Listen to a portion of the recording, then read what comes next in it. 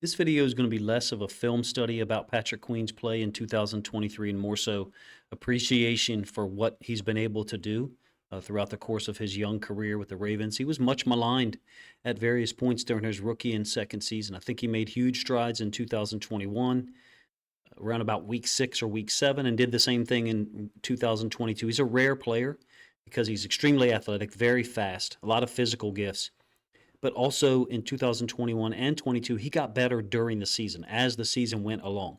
Now, I personally think his coaching at the inside linebacker position improved greatly in 2022, and he's made even bigger strides in 2023. We all know he's very smart, very fast, and athletic and aggressive. I think his alertness and his awareness is underrated, number one. I think sometimes he knows where the play's going or has a pretty good idea of it. Let's do it that way. Additionally, there's some subtlety to his game that I want to try to point out here.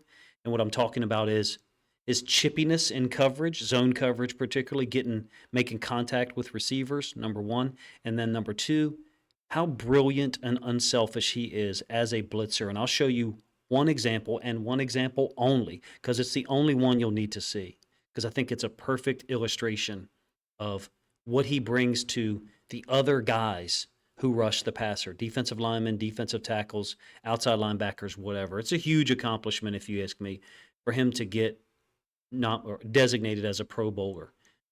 There was a time where he made a lot of splash plays, but on the other side of that coin also had missed tackles and maybe missed assignments. What he's done this year has been very fundamental, very consistent in his effort in showing up at the football, tough and physical. Look, is he surrounded by other good players? Yes, but he's also one of the good players that surrounds other guys. He fits in with this group completely, and to see him and Justin Madubuike get the Pro Bowl designation was a heck of a lot of fun to hear about.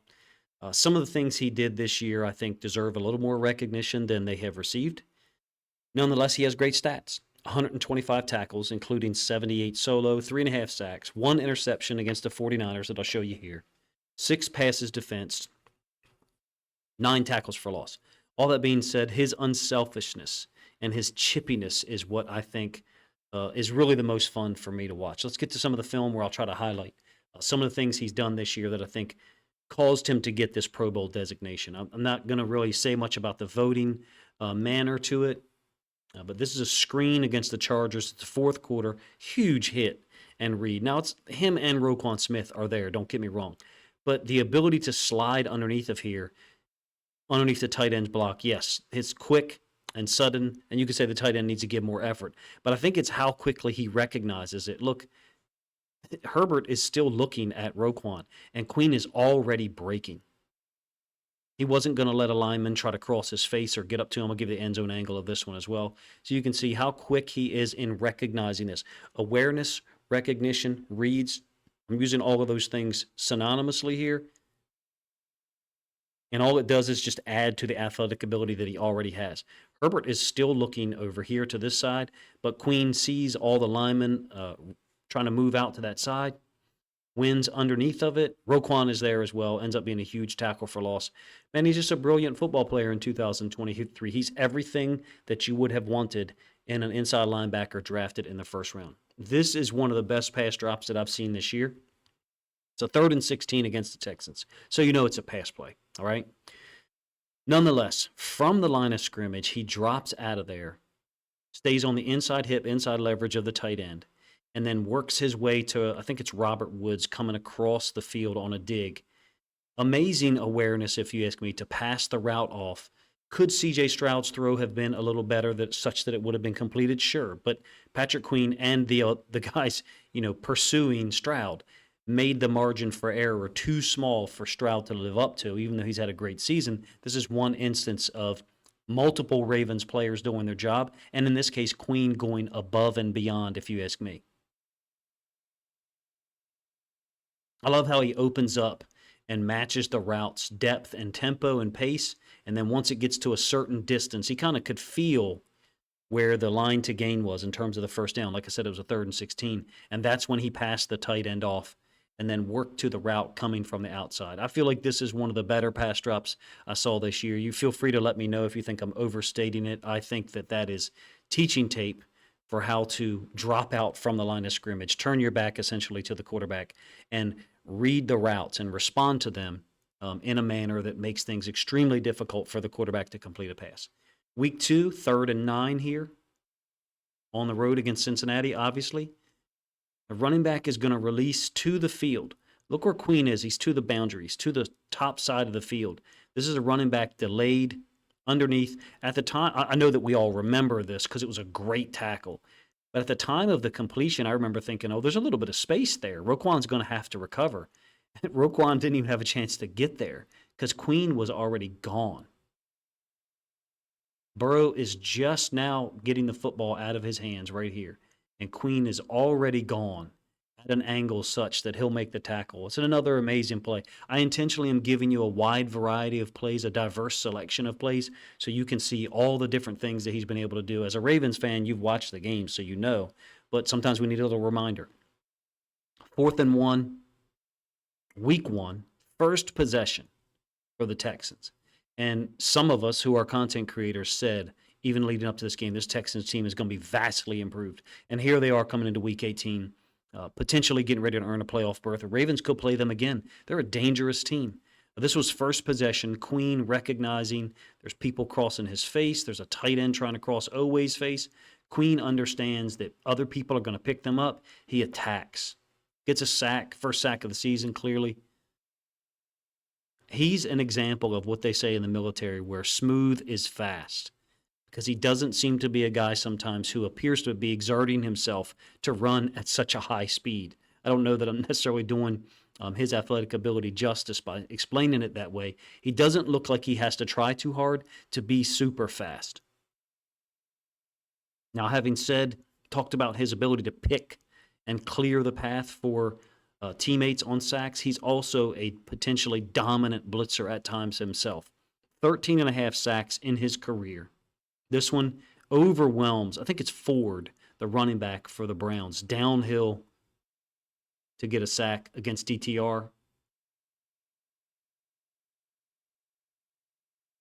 This is probably my favorite play other than the pass drop against the Texans because of the end zone angle. I'm letting it run from the all-22 so you can see the initial result. It's a 3rd and 11 at home against the Seahawks. This is Queen.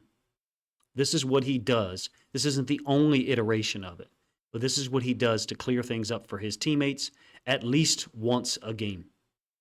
I think you see a very clear example of someone, in this case Madubuike, benefiting from Queen picking, screening, whatever you want to call it, an offensive lineman. And then Madubuike, in this case, folding underneath, overwhelming a tight end. There's a level of unselfishness that is there, if you ask me, that I think Queen deserves recognition for. And I'm sure he gets that from his teammates. Now, this one is the only run play that I'm showing you here. It's against the Bengals. It's a trap concept at home. First of all, it's a great fit. It's also just great timing. I do think that he knows the possibility this is a trap call, so that's why he moved inside to force the Bengals to block it a certain way. It's an influence trap, so the guard is pulling out here to the exterior. The tackle is releasing around Madubuike and going to go get Queen so that the other guard can pull and trap or kick out Madubuike. As such, Queen is able to dive inside and make the tackle, solo tackle. It's a brilliant play. Look, trap is something that's being run a lot more often in the NFL in the last couple of years. I personally think it's being run more in 2023 than it was in 2022, but I can't prove that. I can only go off the film that I have. In this case is an example of how an inside linebacker can destroy the scheme by getting inside of the trap block before the down block, in this case the tackle, can get up to him. Coverage was much better in 2022 than in previous seasons, and he took further steps this year. Now, look, he did give up a touchdown on a 3rd down to Zach Moss and the Colts at home in Week 3. Similar concept. He's not gaining as much ground on this. Now, this is a 1st down, but I'm going to run this back a couple of times. When I say gaining ground, he's not pressing forward and then opening up the running back being able to force him to turn his hips and kind of recover late. He's staying on top of it now, looking for the wheel, and then letting the other stuff, a quick out, an in cut, zig route, whatever you want to call it, be something he has to react to, as opposed to giving up the big play like he did against the Colts. Hopefully, I'm explaining that in a way that makes sense. I'll give the end zone angle just so you can see. I think it was Charles Davis, the announcer. Again, he's one of my favorites. Talked about you have to compete all the way through the play against the Ravens to get anything done. This is a great example of that. Ball's in the air, ends up in the running back's hands, but Queen is able to rip it out of there. He's had a great season. Maybe you disagree with me. Maybe you are remembering some of the plays that he made that weren't of this caliber, but I think he's made so many of these. I had 34 saved up, and I'm only showing you, I think, 9, just to illustrate how well he's played and kind of celebrate the fact that a guy who was criticized, rightfully so in some cases, early in his career, has gotten up off the deck and become a fantastic player for us. All right, so this is probably my third favorite play of this year, and he doesn't have anything that he does here that earns a statistical designation. But this is, to me, he's done this 5 or 6 times. This is, to me, subtle. And look, it ain't subtle if you're the receiver, okay? But it's subtle for us to watch as fans. He plays to the boundary. Running back releasing to the boundary is often his responsibility. In this case, the running back doesn't release in a manner that he has to respect immediately.